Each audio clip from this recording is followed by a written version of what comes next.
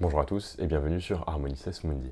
Avant qu'on commence, je tenais vraiment à vous remercier pour les réactions des précédentes vidéos en fait. Vraiment, encore une fois, ça m'aide beaucoup, c'est vraiment super. J'ai eu beaucoup de réactions et c'était vraiment cool. Il me semble que beaucoup de personnes n'ont pas encore vu le premier épisode de Harmonices Mundi, donc je vous mettrai le lien dans la description et je vous inviterai à aller voir. En parlant de la description, je dis ça tout de suite, comme ça sera fait.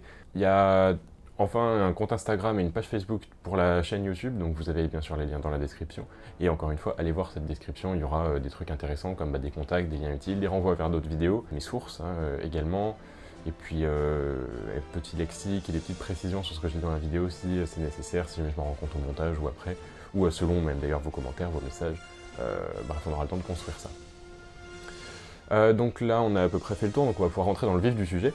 Dans cette vidéo, donc, on va faire une espèce de petit récapitulatif de l'ensemble des périodes de l'histoire de la musique depuis le début du Moyen-Âge au IVe siècle jusqu'à nos jours. Donc je vais devoir éclater beaucoup de détails, donc je suis désolé par avance si jamais je zappe un truc que vous adorez. Quasiment tout ce dont je parle dans cette vidéo, j'en reparlerai dans d'autres vidéos plus tard, c'est sûr, beaucoup de choses auront leur vidéo dédiée. Deux petites précisions quand même avant de rentrer vraiment dedans. Premièrement, les périodes dont je vais parler, ce ne sont pas les périodes de l'histoire de l'art, ce ne sont pas les périodes de la littérature ou tout simplement de l'histoire générale avec un grand H. Ce sont les périodes de l'histoire de la musique. Deuxième chose, petite précision en termes de vocabulaire, comme ça sera réglé, tout le monde va être d'accord et on n'en parlera plus jamais. La musique classique, c'est une période de l'histoire de la musique savante. La musique savante, c'est toute la musique qui va être composée, réfléchie, pensée, enfin c'est la musique qu'en fait la plupart des gens appellent musique classique. Donc là, je pense qu'on a fait le tour, donc bien sûr, on monte dans la DeLorean, on met sa ceinture, et là on va faire 1700 ans en combien de temps? En combien de temps on va faire ça? 10, 15, 20, 20 minutes? Ouais, 20 minutes je pense. Moins ça va être vraiment serré. Alors, premier arrêt, le Moyen-Âge. Le Moyen-Âge est une période immense, c'est une période qui dure un petit peu plus de 1000 ans, et on la situe donc à partir de l'an 313, année de l'édit de Milan, t'as compris l'édit de Milan, donc qui va permettre la liberté de culte à l'ensemble des religions dans l'Empire romain, c'est fait par l'empereur Constantin. Nous, la partie qui nous intéresse, ça va surtout être la liberté de culte des chrétiens qui vont pouvoir développer leur culte, leur pratique de culte, dans l'Empire romain, et donc à partir de là, développer ce qu'on appelle la liturgie. La fin du Moyen-Âge, on la situe autour de 1400, à peu près, fin du 14e, début 15e siècle, quand la musique elle va devenir vraiment très complexe, vraiment très riche, en fait c'est la Renaissance, on en parle après de toute façon. Le Moyen-Âge est un âge qui n'a rien de moyen, c'est très riche, donc ça va être entre autres la période du début de l'écriture musicale. On va commencer à écrire la musique au Moyen-Âge, l'utilisation des notes telles qu'on les connaît aujourd'hui, des rythmes également, la figure du compositeur, la personne, le mec en tant que tel, en tant que compositeur, ça va apparaître au 13e, 14e siècle, 13e siècle. Il y a un véritable cliché sur le Moyen-Âge, bon déjà c'est que les gens étaient tous débiles, ça c'est faux, mais il y a un véritable cliché, c'est quand on entend de la musique du Moyen-Âge, on voit des moines comme ça en train de chanter. C'était pas que ça, en fait ce qui nous reste, c'est beaucoup de ça, parce que les gens qui savaient écrire, c'était surtout les hommes d'église, mais il y avait bien évidemment des pratiques musicales profanes, donc qui ne sont pas d'église, et des pratiques populaires également, c'est pas exactement pareil, profane et populaire. Mais on a eu moins de documents en fait, qui nous sont parvenus, donc c'est plus difficile à étudier. Pour la Renaissance, on est sur une période beaucoup plus courte, environ 200 ans, donc 1400-1600, très approximativement. Pour la transition entre le Moyen-Âge et la Renaissance, c'est une question assez compliquée en fait. Je ferai une vidéo juste sur ça, parce que c'est un sujet qui me tient assez à cœur quand même. Ce que vous pouvez retenir en gros, c'est que à la fin du Moyen-Âge, les compositions vont être de plus en plus complexes, de plus en plus riches. Il y a également l'humanisme philosophique qui va venir se coller un peu dans la société, et donc il va changer les façons de penser, changer la façon de penser la musique également, tout simplement. Mais en gros, la Renaissance, c'est une période qui va être vraiment florissante en termes de composition. On va avoir des trucs très complexes, très recherchés, on a un idéal de beauté assez poussé, assez technique, on va avoir des compositions beaux, même visuellement en fait, la partition souvent va être travaillée, enfin c'est tout un truc sympa, c'est un travail véritablement raffiné à la Renaissance. Beaucoup de musique vocale, on va faire l'usage de ce qu'on appelle le contrepoint. Le contrepoint, c'est quoi? Je fais une très brève définition. Le contrepoint, en gros, c'est un ensemble de mélodies que l'on va superposer pour les faire bosser les unes entre les autres. C'est un style qui va être magnifié quelques décennies, quelques siècles plus tard dans l'œuvre de Jean-Sébastien Bach avec les fugues. Mais par exemple, quand on fait un canon, quand on chante Au clair de la lune en canon, c'est du contrepoint aussi, en fait, en quelque sorte. Date très importante à retenir, 1501, c'est l'année du début de l'imprimerie musicale. En fait, on va commencer vraiment à imprimer de la musique de façon industrielle, entre guillemets, et ça n'existait pas avant, donc on arrête la copie, c'est ça qui fait que on va avoir de plus en plus de musique à partir de la Renaissance, tout simplement parce que les mecs, ils n'avaient pas à se taper la copie de la musique. Donc 1501, vraiment plein milieu de la Renaissance. Si, pour l'ensemble de la période de la Renaissance, le foyer culturel était les Flandres, notamment à travers l'école franco-flamande, à la fin du XVIe siècle, va à Florence se développer un groupe qui s'appelle la Camerata Florentine, qui s'est formé autour du comte Giovanni Bardi, on en parle juste après. Mais donc ça va vraiment décaler le foyer culturel des Flandres vers l'Italie, en fait, vers l'Italie qui va être grandiose pendant la période baroque. Donc cette Camerata florentine va penser la musique un petit peu différemment. Donc ça va être un ensemble d'artistes, hein, des poètes, des écrivains,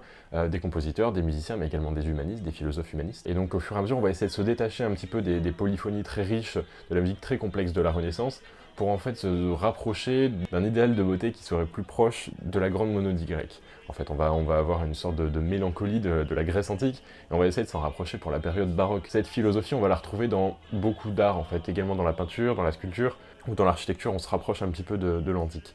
Mais bon, je suis pas assez calé pour en parler vraiment, et puis de toute façon, j'ai pas le temps. Mais en fait, toutes les fois où je dis que j'ai pas le temps, je perds tellement de temps que si je les disais pas, bah en fait, j'aurais le temps.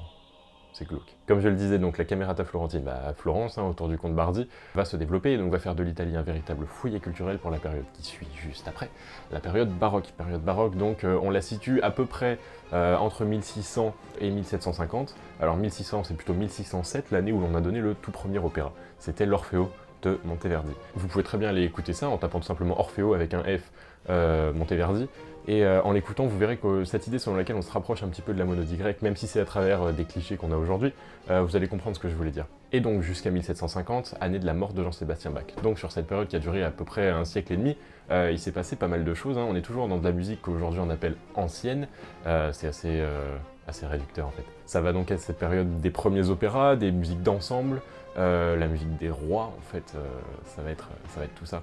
À la fin de la période baroque, on va avoir une véritable magnification du contrepoint de la Renaissance, en fait une espèce de revival dans l'œuvre de Jean-Sébastien Bach, hein, à travers ses grandes fugues.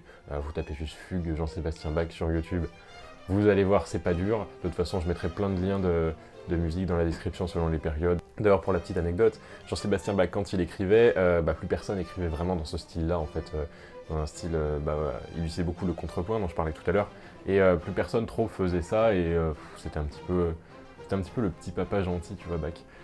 Mais quelques décennies plus tard, il y a des mecs un peu random, genre Mozart, tu vois, ils ont beaucoup étudié ses travaux pour apprendre la musique, et ça a donné ce que ça a donné, hein. Je pense qu'il avait bien fait, en fait, dans un sens, le mec, il était cool, hein.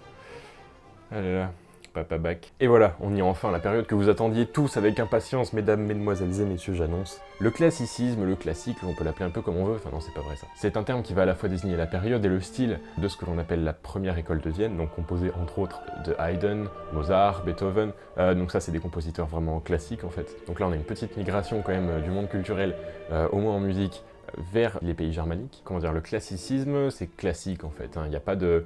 Le mot prend vraiment tout son sens.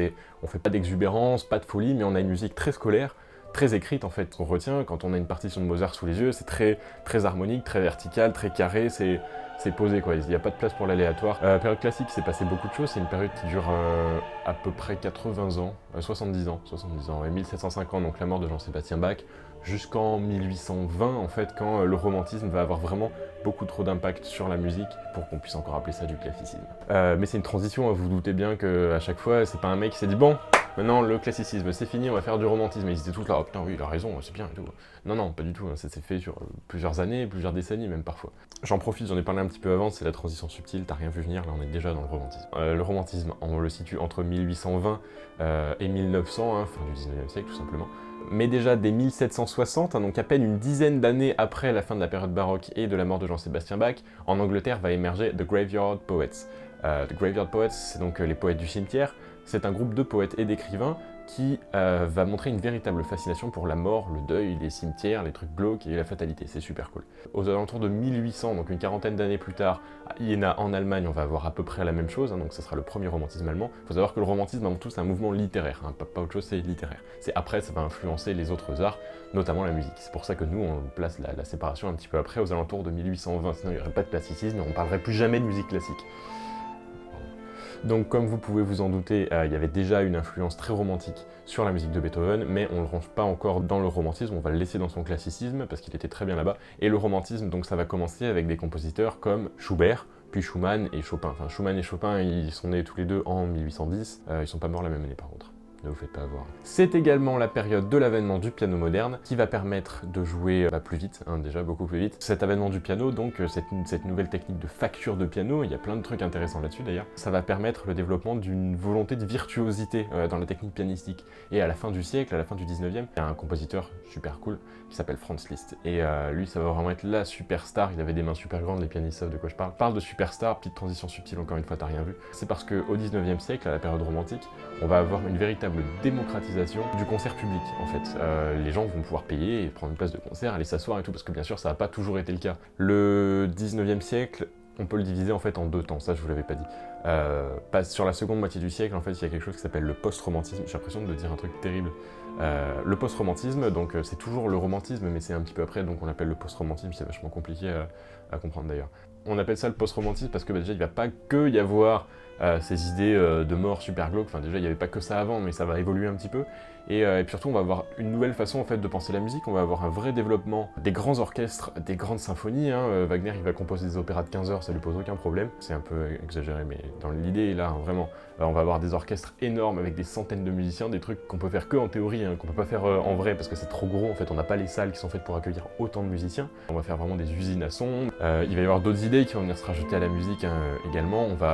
On va pousser un petit peu la pensée plus loin et on commence un petit peu à sentir le début, en fait, le tout début du XXe siècle, les premières idées là, qui commencent à apparaître. Mais donc oui, sur la fin du siècle, beaucoup d'idées qui vont se mélanger, ça va être un gros medley de pensée et là on peut plus vraiment tout regrouper et dire que tout est un peu pareil et tout ça faire un seul gros tas bien carré, non ça marche plus comme ça. Ça marche plus comme ça et après c'est pire, alors accrochez-vous bien. Et oui, je l'ai dit, après c'est pire et le après c'est maintenant. Le XXe siècle donc on va le diviser en deux temps. Donc d'abord la période dite moderne en fait, autour de 1900 jusqu'en 1945 à peu près, hein, là c'est vraiment défini comme ça, on dit bon ça va là, ça va là, allez hop c'est bon c'est terminé, Michel amène-moi mon café. Et après 1945, c'est ce qu'on appelait la musique contemporaine. Ça c'est un truc, encore une petite aberration dans l'histoire de la musique, parce que genre dans 150 ans les mecs comment ils appelleront leur musique? Ça sera du post-contemporain. Et là mec ça sera énorme. Tu fais quoi? Je fais du post-contemporain. Et toi? Moi, je fais du post-subdivisionalisme. Là, ils vont dire, waouh, génial, ce mec est fort. Regardez, la musique qu'il fait a un nom extrêmement compliqué, donc c'est que ça doit être extrêmement dur à faire. C'est un peu ce qui se passe depuis très longtemps. Donc, pour la période moderne, de 1900 jusqu'à 1945, 1945, c'est la fin de la Deuxième Guerre mondiale. Je le dis au cas où il y a des gens qui savent pas encore, maintenant vous le savez. Donc, de 1900 jusqu'à 1945, on va commencer vraiment à penser la musique différemment. Il y a vraiment eu au début du siècle une rupture en fait avec le passé. Au XXe siècle, hein, clairement, on veut péter les codes. On veut changer tout, c'est un changement radical en fait dans l'histoire de la musique. On va penser la musique complètement différemment, on va abandonner le principe de tonalité. C'est Schoenberg hein, dans ses œuvres qui va vraiment dire ah la tonalité, je sais même pas ce que c'est, bam, allez casse-toi. Le concept d'œuvre, lui aussi même va changer en fait. Alban Berg dans ses travaux, du coup, hein, pas œuvre, va montrer que finalement c'est pas toujours une œuvre qui va... Enfin, la musique, c'est pas toujours une œuvre, même si c'est de l'art. Enfin, c'est tout ça. Ce sont des questions qu'on va beaucoup se poser au XXe siècle, et ça va changer aussi la façon de composer de la musique. Ça va être, comme je le disais, donc une période d'élaboration de styles musicaux très divers, très variés. Hein. Donc la tonalité avec Schoenberg, en un seul mot. La tonalité, hein, pas Schoenberg en un seul mot. Enfin, Schoenberg aussi, c'est en un seul mot. Et on va retrouver de la modalité. Hein. Je vous laisse aller voir sur Gold, où de toute façon, je mets une petite définition dans la description. Un impressionnisme musical à travers les travaux de Debussy. Des grands ballets russes aussi, à travers les œuvres de Stravinsky ou de Prokofiev. L'arrivée du jazz aussi va un petit peu bousculer l'histoire de la musique. L'apparition de l'ethnomusicologie également, fin 19e, début 20e, va faire que les compositeurs vont commencer à s'intéresser à des musiques d'ailleurs. On retrouve ça parfaitement dans la musique de Béla Bartók. C'était un monsieur même qui s'appelait Béla. Passé 1945, c'est le bordel. Déjà, il y a eu les guerres, donc ça arrange pas trop les choses. Mais là, on va faire, je vais pas dire on va faire ce qu'on veut, enfin si on va faire ce qu'on veut en fait. Hein. Le mec il se dit tiens, je vais mettre des mathématiques dans ma musique, ouais, pas de soucis mec, tiens vas-y, prends ça, prends un 8, la mets-le. Nouvelle musique, nouveaux systèmes musicaux, la musique va être composée de façon nouvelle. Hein. Vous regardez une partition de musique contemporaine, vous vous posez des questions, parce que clairement on sait pas ce que c'est. Vous vous dites, excusez-moi monsieur, je vous rends ça, mais vous faites erreur, rendez-moi Mozart quoi s'il vous plaît. Non, je plaisante bien sûr, je tacle, mais c'est une musique très recherchée, très intellectualisée, mathématisée beaucoup. On veut du vrai en fait, comme je le disais, on n'est plus dans un idéal de beauté, on va plus dire des gens qui dansent et tout, non, enfin oui, des gens qui dansent, oh là là, le débat dans lequel il faut pas rentrer. C'est horrible de parler de ça, là. En gros, donc il y a beaucoup de styles différents, là c'est vraiment difficile de trouver une unité stylistique, déjà même pour la première moitié du siècle. Après 45, c'est encore plus compliqué, pas vraiment d'unité stylistique, on comprend que ça va partout, en fait, hein, comme Comme, ça serait comme parler de l'ensemble des musiques populaires aux États-Unis au XXe siècle. Vas-y, commence, t'as 2 heures, tu vois. Non, c'est impossible. Il se passe beaucoup de choses et en plus il se passe des choses complexes à expliquer en fait. Ce sont des enchaînements de phénomènes, la géopolitique mondiale, hein, avec les guerres aussi, ça a énormément influencé l'histoire de la musique. Je vais m'arrêter là, hein, parce que de toute façon tout ce que je dis là, ça n'a plus vraiment de sens, hein, sur le XXe siècle. Je referai des vidéos sur le XXe siècle de toute façon pour prendre un petit peu plus le temps d'en parler, prendre un petit peu plus le temps d'expliquer ce qui s'est passé dans cette période géniale. Mais en gros quand même, hein, on peut retenir des compositeurs comme Philip Glass, Steve Reich, Ligeti, je ne risque pas à prononcer le prénom, Stockhausen, hein, aussi Karl-Heinz Stockhausen. Et voilà messieurs dames, on a terminé donc pour cette vidéo, j'espère que ça vous aura plu, donc encore une fois je suis désolé, je suis vraiment passé sur plein de trucs super importants, je sais que pour le XXe siècle, c'est un peu le bazar, comment je parle, parce que ben, la période en fait c'est le bazar, du coup c'est compliqué vraiment de le définir et d'en parler comme ça en 3 minutes, c'est impossible en fait. Donc je referai des vidéos bien sûr sur le XXe siècle, pas tout de suite, j'ai d'autres trucs avant à sortir. Si vous voulez voir en priorité des vidéos sur des périodes plus définies, dites-le moi tout de suite, hein, dites-le moi tout de suite, dites-le moi en commentaire, comme ça je vais sortir ça en priorité, ou alors après si vous voulez voir autre chose, par exemple si je parle d'un compositeur, d'un phénomène musical. Donc j'espère ressortir une vidéo assez vite, dites-moi en commentaire les sujets que vous voudriez voir traités, moi ça me fait plaisir, ça me fait des petits commentaires sympas et tout, je suis content. Donc voilà, en termes de sujets j'ai quelques petites idées, mais ce que vous voulez voir en priorité, bah, vous me le dites, et moi je fais. Hein, je recherche, je vais à la bibliothèque avec mes petites jambes, comme ça je vous l'ai dit, je fais putain c'est chiant. Et voilà, à bientôt sur Harmony Sesmondi. Oh man, j'ai dit tu coupes.